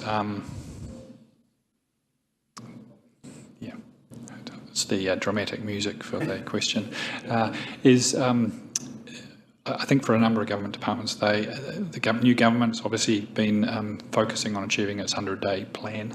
I think for Ministry of Housing and Urban Development, they have a lot of discussions with their ministers about the current projections of those numbers, and you heard the Kaingaora gentleman talk about their build program and how the 2 pieces come together, the need for contracted emergency housing and the sufficiency of our social housing build. So at this point, I'm not sure what their plans are. They need to talk to their minister about what their next step might be. But you're correct, at the moment, I think those contracts and consents expire on about the 15th of December. It's not that far away, it would seem. Somebody needs to be thinking about that. Perhaps we could consider having that discussion with them and picking it up as part of this committee work. Any further? Councillor O'Brien. Thank you, Mr. Chairman. Through the Chair, thank you for your report, JP. Just a couple of questions.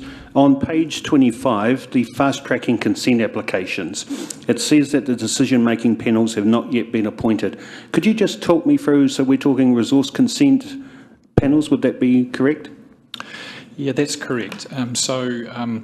The consents the applications for fast tracking receive a decision yes, no to proceed. So we've had applications for fast tracks within our district that have been declined. Those that are successfully supported to enter into the fast track process are then handed across to the EPA, who seeks to appoint commissioners who will be available to hear that fast track hearing process or consenting process. We're being approached for two of the fast tracks to give some feedback about trained commissioners we believe would be useful on those panels, but obviously the decision is not us. So they ask for our feedback. They also ask for the regional council's feedback about who we think would be appropriate commissioners to place on those hearings, and then they make the decisions about who's available and the rest of the composition of a hearings panel. So that's been the process to date. Thank you. So the initial decision, yes or no, that's by our planning team? No, that's not correct. No, does not go to us at all. So the fast track process goes around us to Ministry for the Environment, who then works through a process with the Minister to approve the fast track. We become simply a contributor into those processes. Interesting, thank you. The second part of the Tahiki geothermal, with the Bay of Plenty Regional Council reviewing the current geothermal, do they have any input to that decision? They will be a key stakeholder who will be given the opportunity to contribute into the hearing process, as will we. And you're correct, they've just completed their geothermal plan.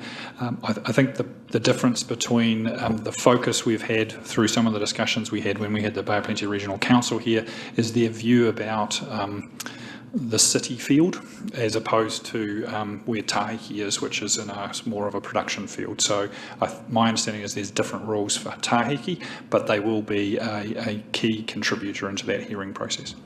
Thank you. Just a couple more questions. On page 28, the airport development plan. Could I ask you who's actually paying for that work? Will it appear on the airport's balance sheet, or are we contributing and supporting in some way? The initial concept planning was paid for through my cost centre. So that was in, I believe, the last financial year. We paid for the consultant to work with the airport and key community stakeholders, Waruniku Kaupaku particularly, to produce the master plan. So there was a master plan that had been put together. All sort of costs subsequent to that have been borne by the airport themselves. Thank you for that. And last two questions, could I just ask, same page, we talk about the Guardians, if I can quote to you here, sorry, that's also on page 28.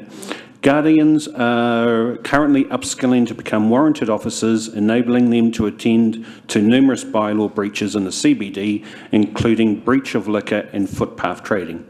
So could I ask the breach of liquor, so that's someone drinking in the CBD, in the liquor ban area? It's possible it's that. It may also go back to some of the work we did with that accessibility group, where one of the things about liquor licences is a very specified delineated area, which also is matched to our street trading policy. So if someone creeps their area, that is also a breach of our liquor licensing process. So there's two parts to it. You're absolutely right, the drinking within an alcohol-free zone, but equally just making sure that those who have street trading licences or additional licence areas are also being managed. So could I just follow up on that, because previously we've had either yourself or others on your behalf, or sorry, on their behalf, state that our guardians should be to be used in sort of areas where there could be violence or some form of, So are we not sort of going back on that slightly? Because I have a concern we've sort of taken off all their safety garments and everything like that. And this sort of sounds like, are we taking a step back in that direction? Which would sort of be contra to everything you've sort of told us over the last sort of 6 to 12 months. I certainly hope I haven't contradicted myself, Councillor. This space here is also, again, it's the same approach. We engage, we inform, and we proceed through those steps. So again, in this situation, if they saw someone breaching the alcohol bylaw, for example, they might engage with the person, but if there was a risk to them, they would de-escalate, step away, and obviously inform the police or our mobile security to assist. But in most situations, they are being trained to make sure they can talk to people and engage positively. Same with things like dogs on leads, dogs in the CBD. There'd be a whole range of things that we can ask them to undertake with those powers to inform people that they are breaching those requirements or those regs. Thank you. So guardians that are undertaking that work, will they still just be in their current uniform? Yes, that's correct. Okay. Again, sorry, I just make the point that in my opinion, my personal opinion, that sort of goes contrary to everything you've sort of said or over the last 6 months. But we can perhaps talk about that at some a time, because my impression was that they were supposed to be just eyes. Yep, they're definitely eyes, but they also are intended to engage with people and where possible, seek to de-escalate and talk to people. So that's the training level they're covered.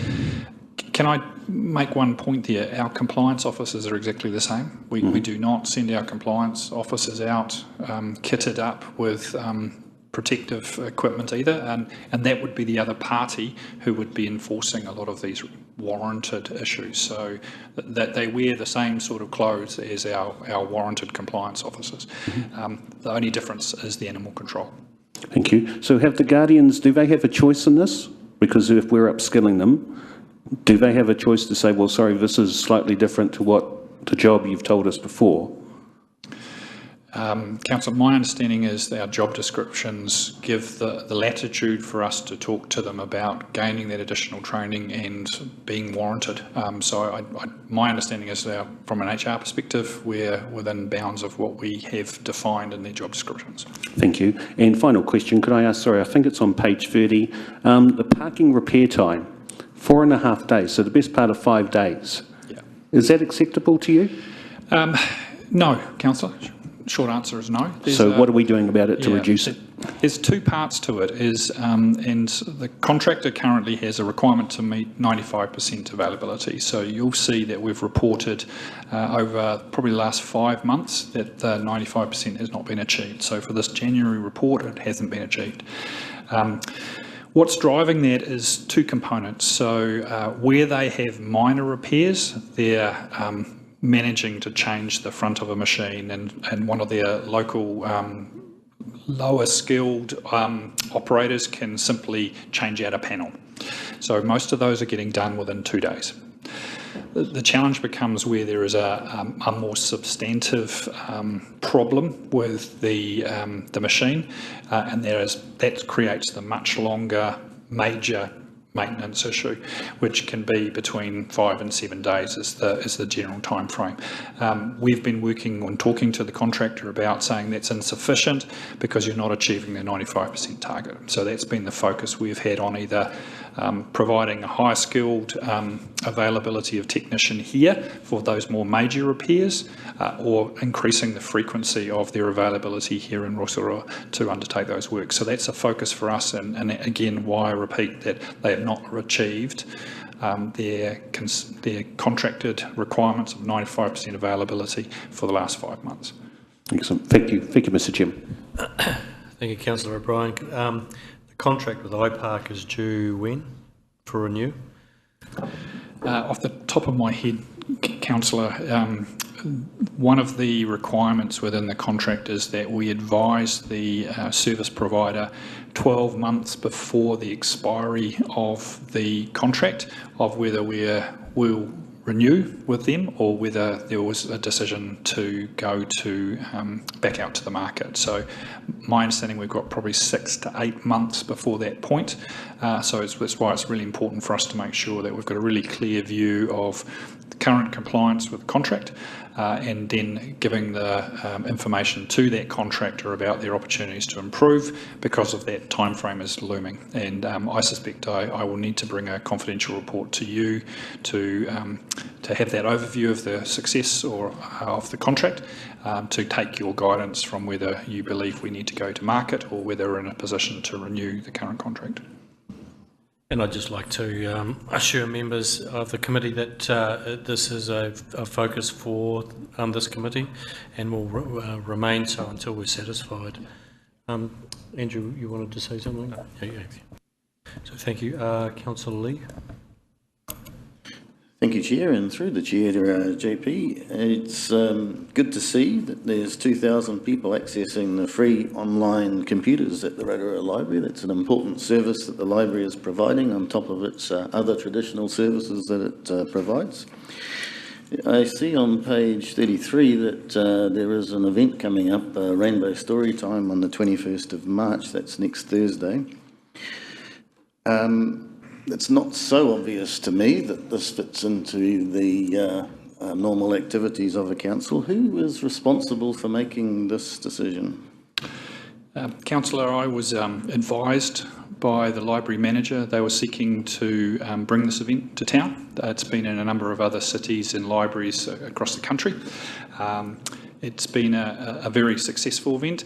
The only reason the library manager escalated to me to pass on was the fact that it has elicited protests by some people in other locations. So she just wanted to give me a heads up that she felt it was a valuable event offering within the library and that it had attracted some media attention and some protests in other locations. I suppose one of the things she had prepared for me was just, and I've just got it on my screen, it's really the philosophy behind what we do with a library. So in her words to me, and this goes to some of the FAQs she'll be feeding back to the media if asked about it, is the library provides materials, services and information about a wide range of topics that contain different viewpoints, respecting people's right to freedom of information. As such, we hold events and activities that reflect diversity in our community. We aim to provide positive experiences, share different perspectives and encourage understanding, a sense of acceptance and belonging to all members of the community. So her kind of description of this event was that it was a family-focused event and advertised as such, so people could choose to attend or not choose to attend. It was about acceptance, anti-bullying, inclusion and being kind and confident in yourself, if you're, whatever your views are or who you are. So there's a real emphasis on those messaging and encouraging children to be confident in themselves. The people participating are costumed, and we have many events where people are costumed to help clarify or accentuate the messages being provided. So it is about that acceptance. There is nothing sexual in the presentation. It's just simply about acceptance and being different and the effects of bullying and how you can participate in supporting others. So there's nothing about sexuality or gender in the presentation. And as I say, we've gone to lengths to make sure it's known that the event is coming up, so people genuinely can exercise their own choice to not attend if they so choose. Thank you for that. Just about 10 minutes ago, all the elected members received an email from a grandmother, a local ratepayer who is deeply concerned about this event and considers that the public promotional material available on the presenter is harmful to children. So it will be somewhat controversial for some in the community. Is there any oversight as to what book is going to be read by the storyteller, or would that be at the discretion of the storyteller? They're actually referencing material in a book that they have published themselves, so it's part of the product. So again, the author or the group that's involved is presenting a specific publication that the library holds, and so we'll be reading excerpts from that and in a fun way. Okay, so my next question really is directed to the Chair. The Local Government Act, Section 10, the purpose of the Act is to enable local democratic decision making. And so the decision to host this is being made by a staff member who's not democratically elected. And point of order, irrelevance. There are multiple decisions, operational decisions within this organisation that are made by staff. That's right. That's Councillor, I'm inclined to agree with Councillor Wang. Could I finish off, please? Yes, please finish. Thank you. I appreciate the obvious facts that there are operational matters such as stray dogs and whatever. In this particular case, what I would request from the Mayor and from is clarity. If this was an issue that was sufficiently concerning to the community, they should be able to vote for elected members who would have an influence on whether or not this event were to go ahead. So I would like some clarity, please, on what is an operational matter, what is a governance matter, and what's the proper way for elected members to go about having an influence on this decision.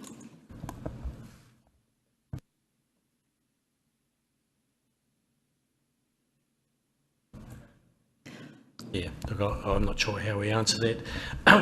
Councillors cannot participate in every discussion and every decision of this organisation. And while some members of the community have objection to this, you could debate it with my 17-year-old daughter and she'll be arguing the opposite. So sure. I think we have to be a permissive society, within reason, of course, but I'm inclined to agree with Councillor Wang, and I think that's the end of this particular discussion. If you want to explore the wider one, I think you need to take that offline, and I suspect it's a council conversation, not a conversation of this committee. Thank you. Councillor Patterson, and then the Mayor. Thank you, Mr. Chair. Actually, just following on from some of your questions regarding the end of the emergency housing motels, or coming up in December. Carrying on from that, would that, if that does come to pass, and that's all over with, will Te Pokapū be closed at the same time? Councillor, I don't know what the decisions of the Ministry of Housing and Urban Development will be. That's the contractor of those consented motels and the support services associated with them on site, but either also through the HUB's contract as well. So that will be a decision that I believe HUD will be talking to their minister about. Again, at the back of this report, you can see the January dashboard. And again, it goes to the sort of that information discussion that we kicked off as part of the presentation of Kāinga Ora. So again, you can see the numbers that are moving through the premise, which are fairly stable. We've now, in February, there's a signal that there's another contracted emergency housing motel that is being exited. So the number drops. I think it's, I'm just flicking through trying to find it. I think our current number sits at 13. So that will drop to 12 for next month's report. So they've already signalled that, and we have engaged with that motel to make sure that they have been inspected and advised they need to return exclusively to tourism unless they're seeking to obtain their own resource consent for a change of activity. So who, just to clarify, who operates Te Pokapū? My understanding, it's a contract that supports the work of MSD, but my understanding, and I can find out additional information, I thought they were contracted in by Ministry of Housing and Urban Development. Thank you. Thank you, Councillor. Mayor Tapsell. Oh, thank you, Mr. Chair. Through you, I just raised my hand earlier because I was happy to address some of the concerns I think Councillor Lee mentioned myself just regarding what's an upcoming event at the library. I just wanted to express also that under the New Zealand Bill of Rights Act 1990, there is the freedom of expression, and that is that everyone has the right to freedom of expression, including the freedom to seek, receive and impart information and options of any kind in any form. So I certainly would never expect that it would be our role as councillors to make decisions on a facility that is managed by some fantastic staff. And I certainly wouldn't expect us to start deciding who and who cannot have their freedom of expression. So I think JP has provided enough information for us to have confidence that there is no harmful nature to what is going to occur. In fact, I think there will be some in the community who would welcome being able to have a safe space, and I hope that other members of the community who may disagree allow this space to remain safe for them to be able to express their rights and their freedom of expression as well. So may not be everyone's cup of tea, Councillor Lee. However, for some in our community, this is also important. So I think it should still go on. Point of order. Tapsell, are we going to leave that particular part of the discussion? Point of order. We're moving on to Councillor O'Brien. Point of order. Misrepresentation. No, I'm not. No. Well, you've got to hear me out at least. No, I don't have to. Sorry, we're leaving that part of the conversation where it is. You're not accepting a point of order, okay? Correct. So you're okay? Any further questions for JP? Councillor Patterson? Thank you for your indulgence. Actually, just like to offer a bouquet to your team. I guess the Māori Wardens come under your jurisdiction. My cousin came down from Auckland, female, and her female companion, friend, to play golf. And they went to Eat Street. They were staying at the Pullman. After they came out of Eat Street, the two of them felt a little bit unsafe. And just out of nowhere, a Māori warden arrives and said, "Hey, I'll walk you back to your hotel." And walked back to the hotel, chatted all the way along, and made them feel really safe and very special. So thank you very much for that to the team. Councillor, I better backtrack fast on that. That Māori Wardens are not in any way governed or overseen by us. We have a relationship with them and we're trying to work closely with them, so that is fantastic bouquet to give to the Māori Wardens. But yeah, please don't put us in the middle of that. That's well deserved for the Māori Wardens exclusively. Councillor Wang. Thank you, Mr. Chair. Thanks, JP, for the report.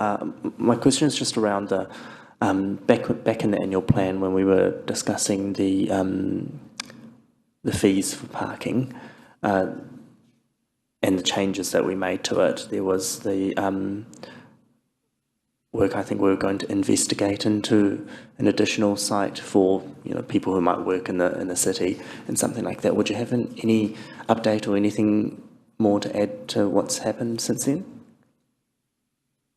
Councillor, it's a good question, and I think I've previously reported. One of the issues that we've come across, and we're really sort of pausing any further change considerations in the parking space until we've got a better understanding of the implications that the fees have created.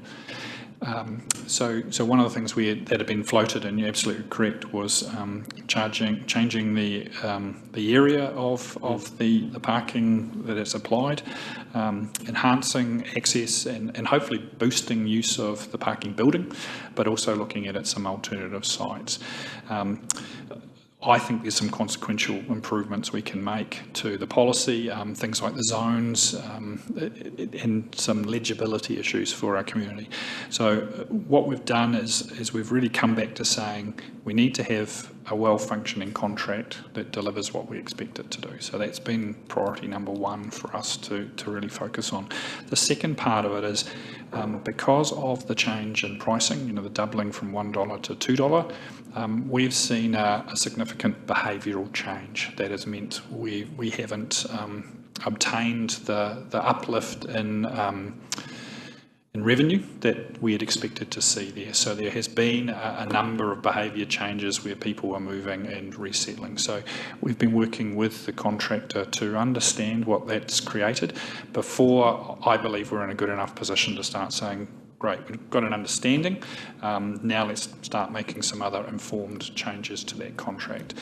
The other part of it is also making sure, A, the contract was being fulfilled correctly, and B, as we approach the time frame for making decisions about what we do with the contract moving forward. And certainly I've been working with Thomas around some of the challenges we face around use of the parking building, which for many people has been the sufficiency of lighting and a sense of security. And we have had some rough sleepers in there that we've had to trespass out and move on. So making sure that we're offering the best kind of product before we start looking at any of those major changes. So apologies, long answer.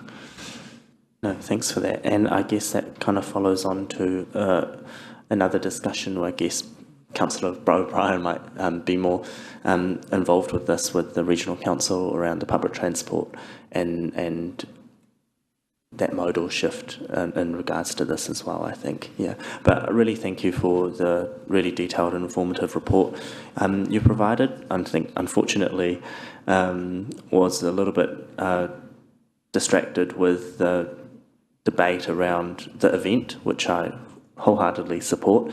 But really thank you for the information here, and also in regards to the Youth Council and what has happened there since their start as well, and really looking forward to the year ahead for them. Really appreciate it. All right, I think that draws that piece to an end. Thank you, JP, for your report. We invite Thomas Colley to the hot seat. I am looking for a mover and seconder that the progress report, corporate services be received. Councillor O'Brien, Councillor Barker, all those in favour, aye. Aye. Against? Carried. Thank you, Thomas. Thank you, Mr Chair, and good morning, councillors. I will take the report as read. What I will signal is that we'll be talking to the Arts and Culture team, and in particular Janelle and the Performing Arts Centre, and looking to do a bit of a presentation in celebration of its 1 year anniversary of opening, and we'll be either looking at doing that at the next committee meeting or the one after, and we'll just work with the chairs on finding an appropriate time to do that. With that, happy to take any questions on the report in front of you. Councillor Lee. Thank you, Chair.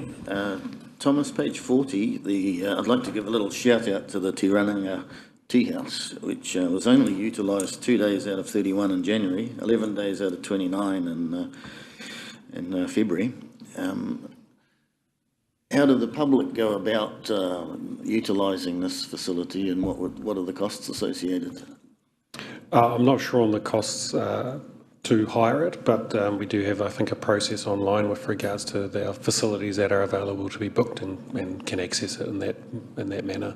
Thank you. It's a gorgeous little facility and a beautiful venue. It's should be utilised better. Thank you. Councillor O'Brien. Thank you, Mr Chairman. Through the Chair, thank you for your report, Thomas. Could I just ask, on page 42, you put there, sulphide, sorry, I forgot my glasses today, apologies, corrosion found on some products due to sulphur, work being done on investment, mitigation, slowing of damage. Was this a major, thank you for putting it in there, was it a major, or is it, because obviously that would have been thought about during the design of the premises, and is this going to be a major cost factor down the track, or is it just merely sort of small work that you're letting us know about? The piece of technical equipment actually is quite an expensive piece of equipment, and so we're obviously going through the process of looking to protect it with regards to chemical treatments, etc. on that. Further to that, similar to what we do at the Energy Event Centre, we don't actually store one on site, and we would look at probably storing it off site and renting it, or doing something different into the future. So that's specific to that one. Within the building itself, and I'm not sure whether it is in the report, but we do have a minor issue with regards to two of the historical pillars within the Performing Arts Centre, where we do have damp coming through, and the team are just actively trying to resolve that. But outside of those two issues, all seems to be going well. Thank you very much. On your next report, would it be possible to get some sort of costings on what some of this sulphur-affected product, if it's like a major maintenance figure? Yeah, it's a piece of sound equipment. Yeah, I can ask the team, but yeah. Thank you very much. Thank you, Mr. Chair. Councillor Barker. Just a quick question, Thomas, thanks for your report regarding the stats and facts on pages there. Page 37, I noticed there's a 59% increase since last year on delegates. How does this compare to pre-COVID and all of the pandemic? Is that above or same? I think the sector as a whole is trying to recover from pre-COVID levels. So I can try and get some stats, include some stats into it next time around with regards to what the levels were pre-COVID and how they compare now. For us, they are steadily rebuilding, but I think as we described maybe in another discussion, the sector as a whole across New Zealand is struggling. There are a number of also new facilities coming online across the country which will continue to put competitive tension into the mix. For us, I guess our location and the offering of Rotorua District adds to the value proposition of holding conferences and delegates coming because they get to experience other activities. But it is, as I said, a challenging environment that is improving, but probably not at the levels of pre-COVID. No, it might be great to track that, considering some of those factors you've just elucidated there, with the changes happening around our district and further afield. Thank you. Doesn't appear to be anything further, Thomas. Thank you very much for your report. I think Councillor O'Brien. Thank you, Mr. Chairman. Thank you for your lengthy. I hope you don't mind, and I really appreciate your chairmanship today. You've done a fantastic job. But I would like to put on record that I am concerned that maybe I don't agree with how Councillor Lee or the route he was taking to put an opinion across. But can I just say, I am concerned that we didn't hear him out in some format. And again, maybe the route he chose was not the appropriate one, because there has been some community feedback, and we are here to be responsible for decisions we make, whether they're popular or not. And whether we agree with them altogether, I must be honest, I would have some concerns, but I back our managers of our facilities to make decisions. Could I just confirm, just for those that perhaps weren't aware, that the library is not funding this, the actual funding for the actual event is coming through Friends of the Library, which met and considered the proposal and made the decision. So the library is hosting, but the actual decision for financing, etc. like that to meet costs was made by Friends of the Library. So thank you very much. Thank you, Councillor O'Brien. Your comments are welcome and noted. Thank you. If there's nothing further, we would ask you to close with a karakia, please. Thank you. Thank you, Mr. Chairman. Restrictions are moved aside, so the pathway is clear. To return to everyday activities, allied, enriched, unified and blessed. Thank you, Councillor O'Brien. I declare the meeting closed. Thank you.